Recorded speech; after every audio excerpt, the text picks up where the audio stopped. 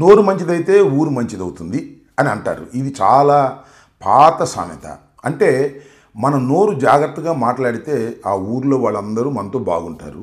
మనం నోరు సరిగా లేకపోతే దూషణ భూషణలు చేసినా, హద్దులు మీరినా ఆ ఊర్లో వాళ్ళందరూ కలిసి మనకు శాస్తి చేస్తారు అనేది దాని అర్థం.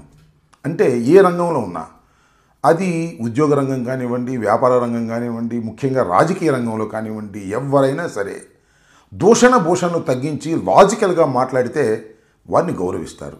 లేదు హద్దులు మీరి మాట్లాడారనుకోండి, ఆ రోజుకి ఏదో బాగుండొచ్చు, కానీ తర్వాత అయినా సుదీర్ఘకాలంలో అయినా సరే దానికి తప్పనిసరిగా మూల్యం చెల్లించక తప్పదు అనేది చరిత్ర చెబుతున్నటువంటి సత్యం. నేనో మీరో కాదు, అనుభవం ఉంటే ఎవరికైనా అర్థమవుతుంది. ఎందుకు ఈ విషయాలు నేను చెబుతున్నానంటే, ఈ మధ్యకాలంలో రాజకీయాల్లో కానీ మరొక చోట కానీ దూషణ భూషణలు పెరిగిపోయి హద్దులు దాటి మాట్లాడుతున్నారు. అది ఎవరైనా కావచ్చు, అది తెలుగుదేశం కావచ్చు, వైఎస్ఆర్సీపీ కావచ్చు, బీఆర్ఎస్ కావచ్చు, కాంగ్రెస్ పార్టీ కావచ్చు, బీజేపీ కావచ్చు. ఎవ్వరు హద్దు మీరి మాట్లాడినా అది చాలా ప్రమాదానికి దారితీస్తుందనేది ఒక నిజమైనటువంటి విషయం. నేను ఎందుకు ఈ ప్రస్తావన చేస్తున్నానంటే, ఈ మధ్యకాలంలో ఒక retired IPS officer AB Venkateswara Rao గారు చాలా హద్దులు మీరి మాట్లాడుతున్నారు. ఎంత ఘోరంగా మాట్లాడుతున్నారంటే సభ్య సమాజం తల దించుకునే విధంగా మాట్లాడుతున్నారు. ముఖ్యమంత్రి గారిని ఏం మాట్లాడారో ఒకసారి చూడండి. 30వ తారీఖున ప్రమాణ స్వీకారం చేశాడు. అదే రోజు రాత్రి వాడు ఇచ్చిన రెండో జీవో నా ట్రాన్స్ఫర్ చేశాడు, కానీ పోస్టింగ్ ఇవ్వడు. సో 8 నెలల పాటు పోస్టింగ్ లేదు, జీతం లేదు. సరే, బ్యాంకులో ఎంతో కొంత సేవింగ్స్ ఉంటాయి కాబట్టి నడిచిపోయింది. అప్పటికీ కూడా నేనేం కొట్లాడలా, నేనేమి ఎవరితోనూ పోట్లాడలా.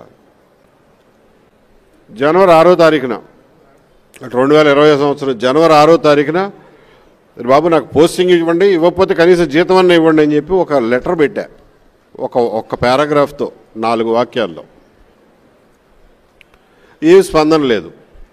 సరేలే, కొత్త సంవత్సరం పండుగలో ఉన్నారో, తర్వాత సంక్రాంతి గొడవల్లో ఉన్నారో అని ఒక 20 రోజులు ఆగి మళ్ళా 28వ తారీఖున మళ్ళీ ఒక రిమైండర్ పెట్టా. అంతవరకే, నేనేమి కొట్లాడలా ఎవరితోనూ. వారం రోజులు తిరగకుండా సస్పెన్షన్ ఆర్డర్ చేతిలో పెట్టారు. ఇది ఒక పక్కన నలుగుతూ ఉండగా, బయట రాజకీయ వాతావరణంలో చూసాం మనందరం. ఒక తుచ్చుడు, వాడు కుర్చీలో కూర్చునే కుర్చీ కాలి గోటికి కూడా సరిపోని తుచ్చుడు చీఫ్ మినిస్టర్ చైర్లో కూర్చున్న విధవ ఒక లేనిపోయిన నింద వేయడమే కాకుండా, నేను ఏ విలువల కోసమైతే కట్టుబడి 30 సంవత్సరాలు ఉద్యోగం చేశానో ఆ విలువలనే టార్గెట్ చేశాడు. ఇంత దారుణంగా మాట్లాడతారా? ముఖ్యమంత్రి సీట్లో కూర్చోవటం అంటే చిన్న విషయమా? ఎంత ప్రజాబలం ఉంటే ముఖ్యమంత్రి సీట్లో కూర్చుంటారు? ఆ ముఖ్యమంత్రి సీట్లో కూర్చున్న వారిని వెధవని, సన్నాసని, వాడని, వీడని మాట్లాడడం, that A IPS officer. IPS officer అంటే ఇది not a small issue. IPS officer అంటే ఎంతో కష్టపడి పైకొచ్చి ఐపీఎస్ చేసేటటువంటి అవకాశం భగవంతుడు మీకు ఇస్తాడు. మీరు 1959 బ్యాచ్కి చెందినటువంటి సీనియర్ మోస్ట్ ఐపీఎస్ ఆఫీసర్. మీరు అనేకమైన పదవులు నిర్వహించారు, బాధ్యతలు నిర్వహించారు. ముఖ్యంగా చంద్రబాబు నాయుడు గారు అధికారంలో ఉన్నటువంటి 5 సంవత్సరాలు 2014 నుంచి 2019 వరకు మీరు ఇంటెలిజెన్స్ చీఫ్గా పనిచేశారు. మీ ఇంటెలిజెన్స్ చీఫ్గా పనిచేసినప్పుడు మీ బిహేవియర్ ఏంటో మీకు అర్థం కాకపోవచ్చు. ఎవరినైనా అడిగి తెలుసుకోండి. మీ రూమ్లోకి ఎవరైనా వెళితే దట్టమైన పొగలు కమ్మి ఉంటాయి, సిగరెట్ స్మోకింగ్, కాలు మీద కాలేసి కూర్చుంటారు. మంత్రులైనా ఎమ్మెల్యేలైనా లెక్కలేనట్టుగా మాట్లాడారు. ఇది నేను చెప్పినటువంటి విషయం కాదు, నేను చూసినటువంటి విషయం కూడా కాదు. సాక్షాత్తు తెలుగుదేశానికి చెందినటువంటి శాసనసభ్యులే ఆ రోజున చెప్పుకున్నటువంటి అంశం. అంతేకాదు, 23 శాసనసభ్యులు వైఎస్ఆర్ కాంగ్రెస్ పార్టీ నుంచి చంద్రబాబు నాయుడు గారి పంచన చేరటానికి మీరు చాలా కీలక పాత్ర వహించినటువంటి వ్యక్తి. హద్దులు మీరి మీరు డ్యూటీ చేశారు. అంతేకాదు, అనేకమైనటువంటి స్కాముల్లో మీరు ఇరుక్కున్నారు. వీటన్నిటినీ చూసుకొని వైఎస్ఆర్ కాంగ్రెస్ పార్టీ అధికారంలోకి వచ్చిన తర్వాత మిమ్మల్ని సస్పెండ్ చేస్తే అదేదో దేశద్రోహమైనట్టు, అదేదో చెయ్యకూడని పని అయినట్టు చాలా ఘోరంగా మీరు మాట్లాడారు. తర్వాత మీరు కోర్టుకు వెళ్ళారు, కోర్టులో మీకు రిలీఫ్స్ వచ్చాయి, తర్వాత మీరు డ్యూటీలో జాయిన్ అయ్యారు, తర్వాత మీరు రిటైర్ అయిపోయారు. రిటైర్ అయిపోయిన తర్వాత మీ బిహేవియర్ ఏంటండి? మీరు మీ కుల సంఘం మీటింగ్కి వెళ్ళినప్పుడు మీరు ఎందుకు అలా మాట్లాడుతున్నారు అహంకారంతో? అవన్నీ మళ్ళీ వీడియోలు చేసి సర్క్యులేట్ చేస్తున్నారు. What do you mean? ఒక ఐపీఎస్ ఆఫీసర్ ఈ రకంగా దారుణంగా మాట్లాడితే ఎక్కడికి వెళ్తారు సార్ మీరు ఈ సమాజంలో? మూల్యం చెల్లించరా? మూల్యం చెల్లించుకోకుండా తప్పుకోగలుగుతారా సుదీర్ఘకాలంలో అనే విషయాన్ని మీరు గుర్తుపెట్టుకోమని మనవి చేస్తున్నా. ఎస్, మిమ్మల్ని సస్పెండ్ చేశారు, మీరు చాలా బాధపడ్డారు. నేను అడుగుతా ఉన్నా, ఇవాళ మీ చంద్రబాబు నాయుడు గారి ప్రభుత్వం అధికారంలో ఉంది, మీ చంద్రబాబు నాయుడు గారు కూడా అధికారంలోకి వచ్చాడు, సీట్లో కూర్చున్నాడు. కూర్చున్న తర్వాత ఎంతమంది ఐపీఎస్ ఆఫీసర్ని సస్పెండ్ చేశారండి? మీలాగానే కష్టపడి పాస్ అయ్యి సర్వీస్ చేసినటువంటి వారిని. సీతారామ ఆంజనేయులు గారు, పిఎస్ఆర్ ఆంజనేయులు గారు ఈజ్ అన్ ఐపీఎస్ ఆఫీసర్. ఆయన్ని 1992 బ్యాచ్, మోస్ట్ సీనియర్ ఆఫీసర్. ఆయన అనేకమైనటువంటి పదవులు నిర్వహించాడు, బాధ్యతలు నిర్వహించాడు, సిన్సియర్గా చేశాడు. ఆయనంటే కొన్ని సందర్భాల్లో హడలెత్తించినటువంటి సందర్భాలు కూడా ఉన్నాయి. హడల్ మీన్స్ రౌడీలను హడలెత్తించినటువంటి ఐపీఎస్ ఆఫీసర్గా పేరు ప్రఖ్యాతులు గడించినటువంటి వ్యక్తి. అరవిందరావు గారి దగ్గర కూడా పనిచేశారు ఆయన ఉమ్మడి రాష్ట్రంలో. నేను అడుగుతా ఉన్నా, జగన్మోహన్ రెడ్డి గారి దగ్గర మీలాగా ఇంటెలిజెన్స్ ఆఫీసర్గా పనిచేయటం తప్ప?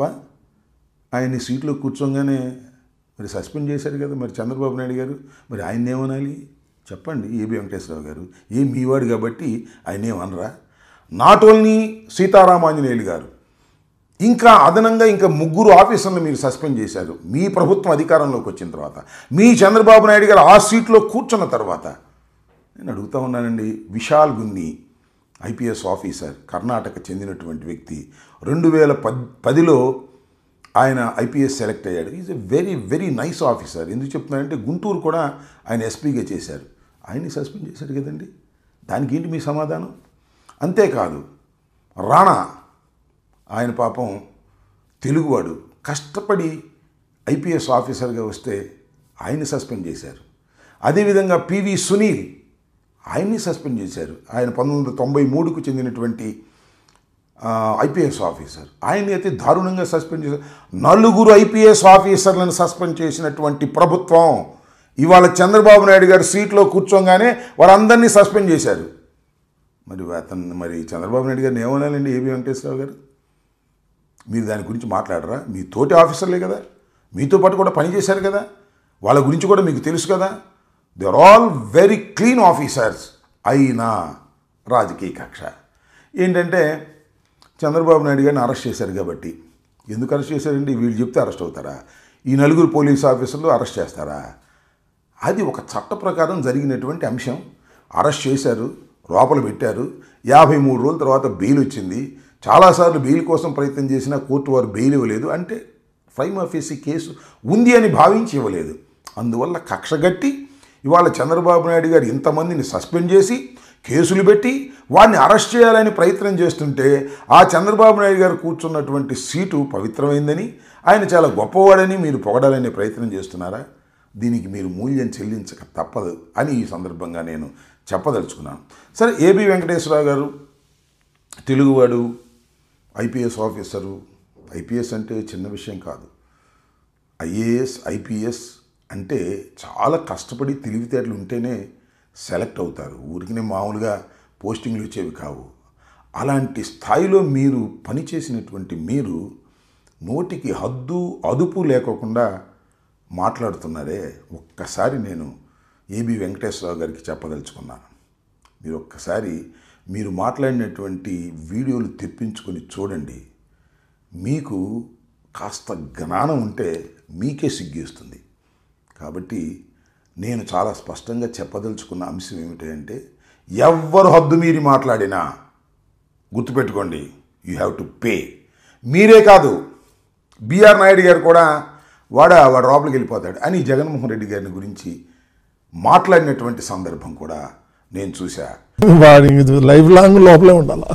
మీరిద్దరూ మూల్యం చెల్లించక తప్పదు. ఎందుకంటే కుల అహంకారంతో మీరు మాట్లాడుతున్నారనేటువంటి భావన ఇవాళ రాష్ట్ర ప్రజల్లో కలుగుతుంది.